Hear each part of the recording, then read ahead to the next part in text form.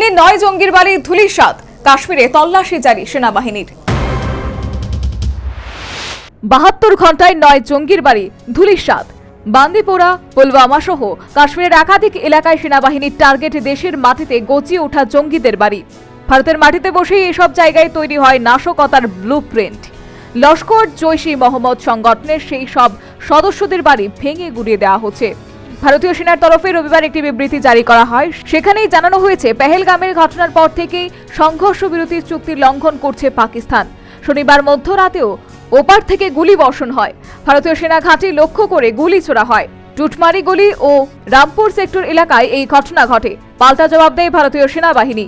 আগেই শোপিয়ানে আরও 2 লস্কর জঙ্গির বাড়ি গুড়িয়ে দেয় ভারতীয় সেনা। এদের মধ্যে একজন আদনান সফি 2024 সালে লস্করে যোগ দেয়। দ্বিতীয়জন ফারুক আহমেদ বর্তমানে পাকিস্তান থেকে জম্মু কাশ্মীরে জঙ্গি কার্যকলাপ পরিচালনা করছে বলে খবর।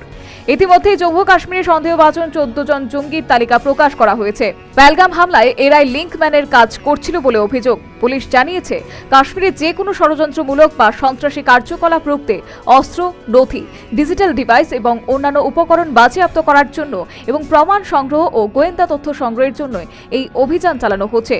রবিবার সকালে বান্দিপোরায় নাজ কলোনির জামিল আহমেদ শির গোজরির বাড়ি এবং পুলওয়ামা জেলার ত্রালের খাসিপুরার আমির নাজির ওয়ানের বাড়ি ভেঙে দেওয়া হয়। এর মধ্যে জামিল আহমেদ 2016 সাল থেকেই সক্রিয় ছিল। অন্যদিকে আমির 2024 সালে সন্ত্রাসী কর্মকাণ্ডে যোগ দিয়েছিল। দুজনেই জৈশ-ই-মোহাম্মদের সঙ্গে যুক্ত ছিল বলে জানা যাচ্ছে।